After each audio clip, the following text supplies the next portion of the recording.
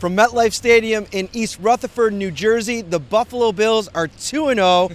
I'm Matt Parrino, nyupsyracuse.com, and I got a special guest this week. John Scott was working away in the photo room, so I grabbed him out here to join me. First takeaways. I mean, I wanted our first reaction. I mean, a couple hours away from the game, but what do you think is the biggest thing that you've taken away from this game? I think is they're winning games that when you looked at the schedule before the season started, you said they should win those games if they're the team that you expect them to be. That has not been the case over the now 6 seasons prior or 5 seasons prior that I've covered the team. There have been plenty of instances where you look at the schedule and you say they're supposed to win that, they need to win that, and they don't do that. It kind of makes you feel like this team has a different feel that potentially may have a different outcome when the season concludes.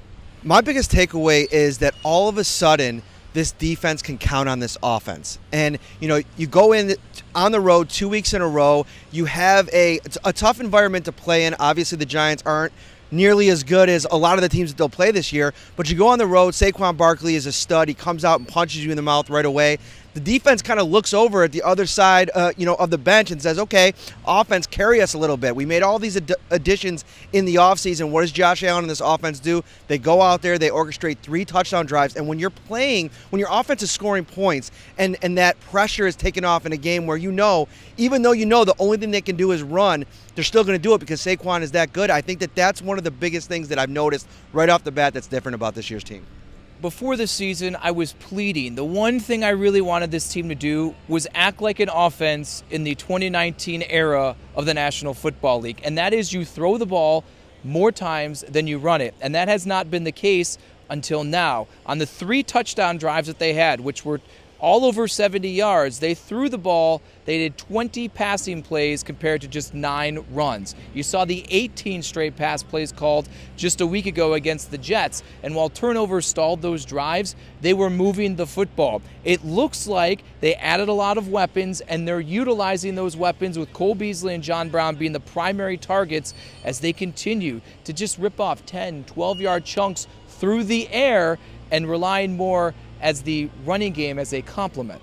Speaking of the running game, great transition because that was one of the down points of today. Devin Singletary left the game with a hamstring injury. I think that there's a little bit of uncertainty around the significance or the extent of that injury. Some people thought it might be cramps. It looked like he was laughing a little bit on the sidelines, not too concerned, but I want to talk about how he played because he has been such a revelation. You go back to LaShawn McCoy, the team moving on from him, and you have to figure that they have confidence in Devin Singletary, and he's shown right off the bat the first 2 games of the season. I think he's averaging over 10 yards a carry every time he touches the ball. He's as good as advertised. It's curious to me the way they're handling him. Last week, 6:41 mark of the 3rd quarter was the first time he got a carry, and then he reels off 70 yards on 4 carries.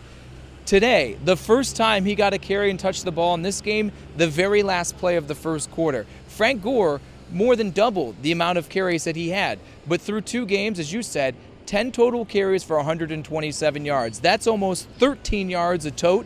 And yes, the hamstring stalled him, and we'll have to see the extent of things moving forward. But to me, while they were more committed to Frank Gore, and it wasn't like he was not effective in any capacity, but this is a dynamic player you have in Devin Singletary, and in my opinion, if healthy, it is time to unleash him in the 10 to 15 carry touch range that you should to make Frank Gore more of the backseat driver as opposed to right in the front seat. I agree, and I think I wrote in my story that it is a little bit confusing, but at the same time, I think it might be this coaching staff wanting to preserve Devin Singletary. If they believe that they're going to have a chance at a wild card game, Playoff berth. Oh, exactly, a wild card playoff berth. They're going to need Devin Singletary, and I think that Frank Gore is a guy that you can kind of lean on in the early stages of this thing. But before we get out of here, I want to bring up one more point. This offense last year, I went back and looked. They did not total 300 total yards as an offense last year until game number 7. Oh, yeah, it was brutal. It was a brutal year. Already in the first two games, 370 and 380 in consecutive games. This offense is moving the ball in both areas, and it comes down to the play of this offensive line that, you go from left to right. Deion Dawkins playing better. Quentin Spain, a significant upgrade. Mitch Morse, worth every penny. And you're seeing it when they sign him, and I think we actually talked about this right around free agency time. it was about the pass blocking and what he did for Patrick Mahomes. Today, those 2 rushing touchdowns, Josh Allen and Devin Singletary, he was the one leading the way and making big game-changing blocks. Those boys up front have some serious swag, and I would say fierceness to them. We saw on a lot of the pulls, which is where I think was really surprising to me. You saw Quentin Spain lay someone out on the Singletary touchdown. You saw Ford and Morse and Feliciano pancaking guys, I believe, on Josh Allen's run in the touchdown right behind us in this corner.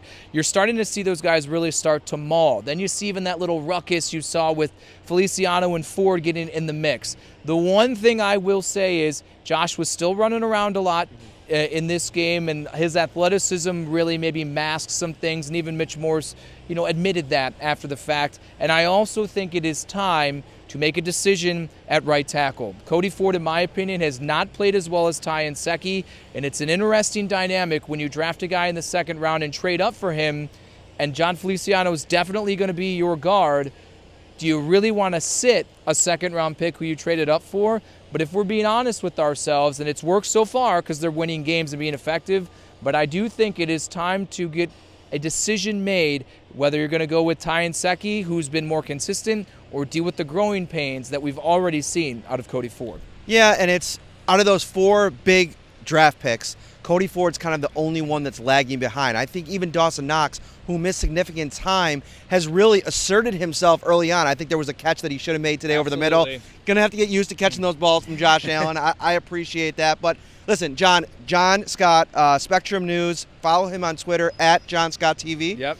And behind me right now, they're getting ready for a big game tomorrow night, the New York Jets against your Cleveland Browns. It should be a gimme game. If the Jets win, I can't wait to text you afterwards, because it'll be funny to watch your reaction. It's not going to happen. I put on Instagram, this place used to be blue, it's changing green just in time for the Browns. All right.